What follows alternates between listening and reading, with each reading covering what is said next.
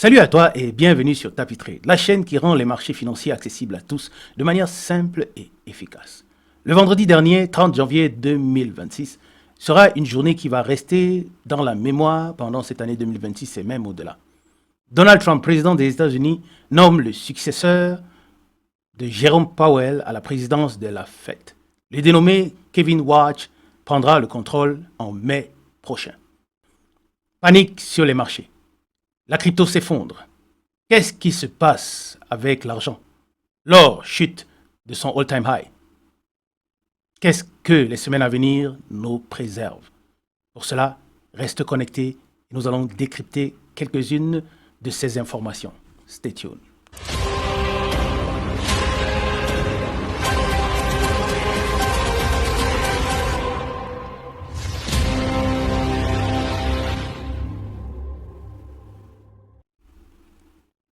Nous voulons considérer les marchés financiers.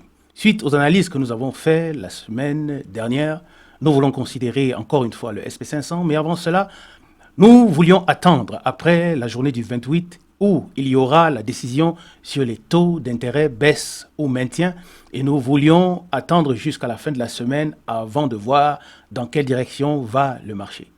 Et le vendredi, le 30 janvier, Trump a annoncé le potentiel successeur du Jerome Powell à la présidence de la Fed. Ce qui a causé et qui cause encore assez de remous. Qu'est-ce qui va se passer dans les jours à venir? Dans tous les cas, le sénateur républicain Thom Tillis s'oppose à cette nomination et dit que tant que la plainte déposée contre la Fed n'est pas clôturée, il ne laissera pas passer cette nomination. Comment est-ce que ça va continuer? Nous le saurons dans les prochains jours. Dans tous les cas, il y a l'incertitude qui monte sur le marché. Pourquoi? Qui est Kevin Warsh, celui-là que Donald Trump a nominé? C'est un économiste banquier assez renommé qui est dans le jeu, ça fait quand même quelques années. De 2006 à 2011, il était gouverneur de la Fed. Donc il a quand même de l'expérience parce qu'il a été au milieu de la chose pendant la crise de 2028. Il a quand même une réputation d'être assez hawkish, c'est-à-dire pas favorable à la baisse des taux. Et aussi, il regarde l'injection de la monnaie dans les marchés financiers de manière très stricte. Et il n'est pas vraiment pour cela. Ce qui fait que les marchés financiers voient en lui quelqu'un, bien que Donald Trump, depuis des mois, annonce qu'il voudrait que le président de la Fed baisse les taux d'intérêt. Et maintenant, il nomine quelqu'un qui a une manière de travailler qui est plutôt contre la baisse des taux d'intérêt et la montée du dollar. C'est quelqu'un qui voudrait que le dollar conserve sa force. Alors, il y a quelque chose qui ne va pas. Qu'est-ce qui est caché derrière tout cela? Est-ce de la manipulation? Qu'est-ce qui se passe? Donald Trump a mis tellement de pression sur Powell jusqu'à déposer une plainte pour le faire baisser les taux d'intérêt. Et maintenant, il nomine quelqu'un qui n'est pas vraiment pour la baisse des taux d'intérêt. Est-ce que la Fed va garder son indépendance, son autonomie par rapport à la présidence des États-Unis? Ça, c'est une question à laquelle nous aurons la réponse dans les prochains jours. Dans tous les cas, le marché n'apprécie pas cette incertitude. Et quand il y a incertitude, alors la volatilité augmente. L'argent a chuté jusqu'à 75 $ depuis le all-time high, environ 38%, et a clôturé le vendredi à 30% de chute. Phénoménal. Du jamais vu depuis 46 ans. Qu'est-ce qui s'est passé avec l'argent? La manipulation, naturellement, était derrière. Sur Tapis Trade, nous avions dit qu'il fallait faire attention, qu'il fallait être en possession du cash, qu'il ne fallait pas prendre de nouvelles positions. Mais s'il y avait des positions en cours, observer, mettre les stop-loss, prendre les profits.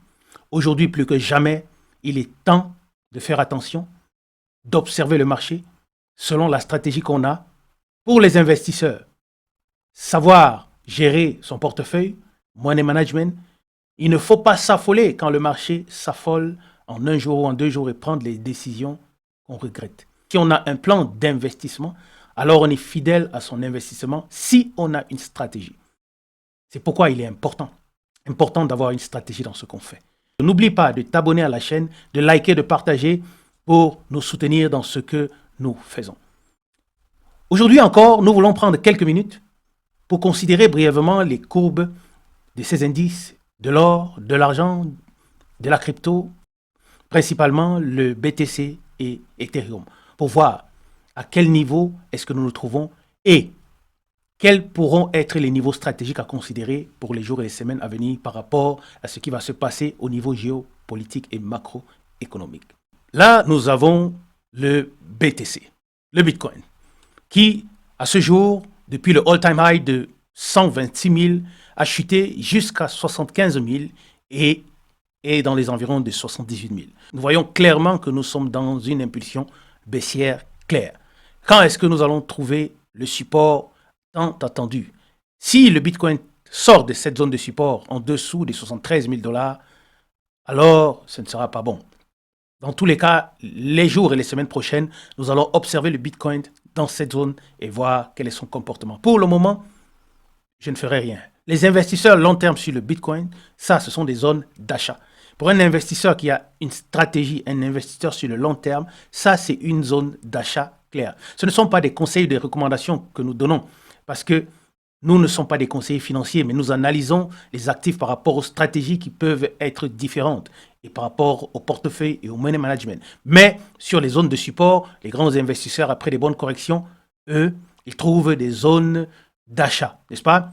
Le BTC, actuellement, depuis le all-time high, est à 39% de correction et est dans une zone de support qui pourrait être une bonne zone d'achat pour les investisseurs. Si on considère Ethereum, la même chose, est aussi dans une impulsion baissière forte. Depuis le all-time high de presque 5000, on est descendu jusqu'à 2200 le vendredi et pour le moment, on se retrouve dans les 2380. Vous voyez qu'on est dans une impulsion fortement baissière. Et si Ethereum descend en dessous de 2100, il se pourrait qu'on descende même jusqu'à 1400, 1500 avant de trouver éventuellement un autre fond. Dans tous les cas, pour le moment, on est aussi là dans une zone de support. Est-ce qu'on va rester là et trouver le rebond vers le haut? Dans tous les cas, nous voulons voir l'Ethereum comme le Bitcoin briser au moins ces structures. Cette ligne rouge, nous voulons voir l'Ethereum la briser avant de considérer un pullback sur cette zone pour une relance. Sinon, on attend. Même chose pour ceux qui sont en investissement, ce sont des zones de recharge parce qu'on est dans une stratégie d'investissement long terme. Si on considère l'or, qu'est-ce qui se passait sur l'or? Depuis avril, l'or est monté d'environ 80%. Une montée fulgurante qui n'avait pas de frein, jusqu'à 5600 que l'or a atteint.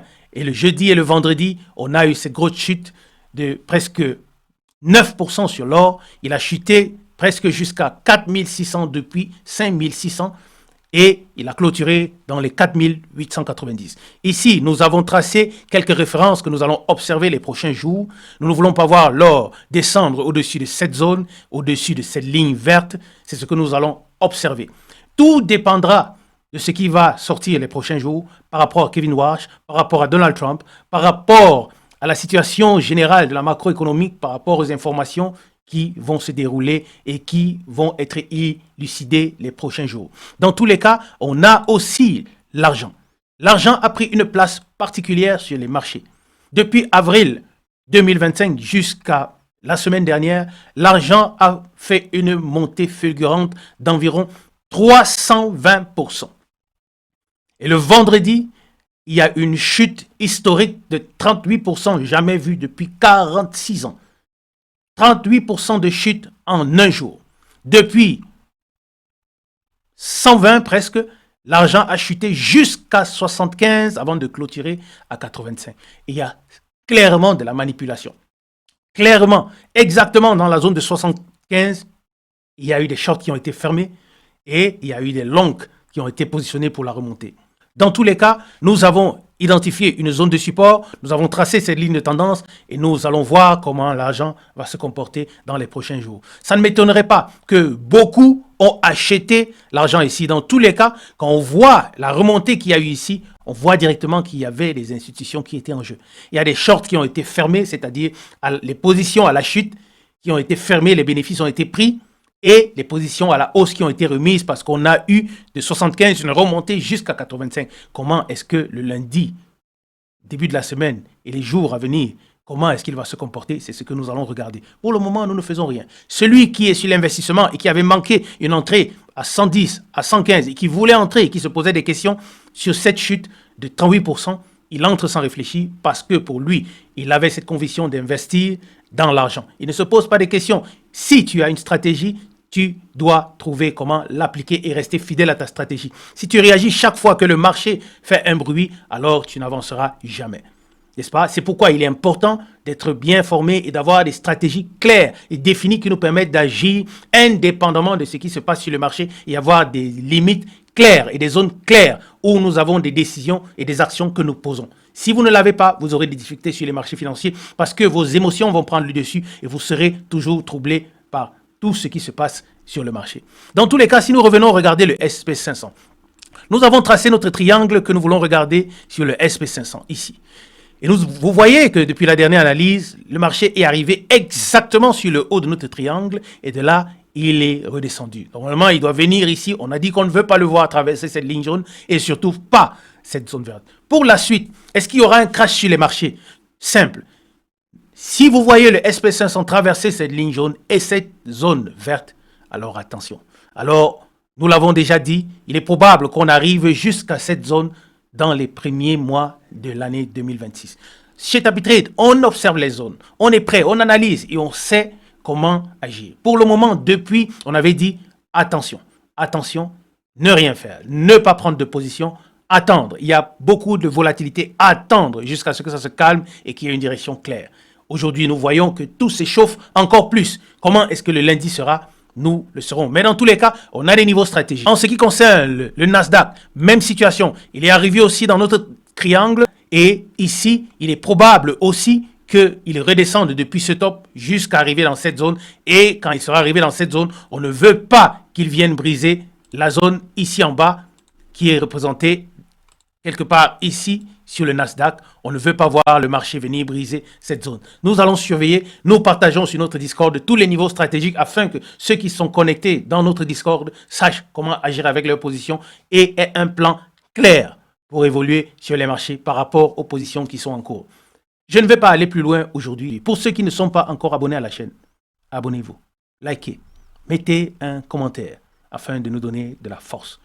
Sur ce, je vous souhaite une bonne semaine pour ceux qui sont sur les marchés et pour ceux qui ne sont pas encore sur les marchés et qui aimeraient comprendre. Connectez-vous à la chaîne TapiTrade, rejoignez notre Discord et nous sommes là pour vous servir et vous faire comprendre que les marchés financiers sont à la portée de tous et que ce n'est pas bien compliqué. TapiTrade pour vous servir.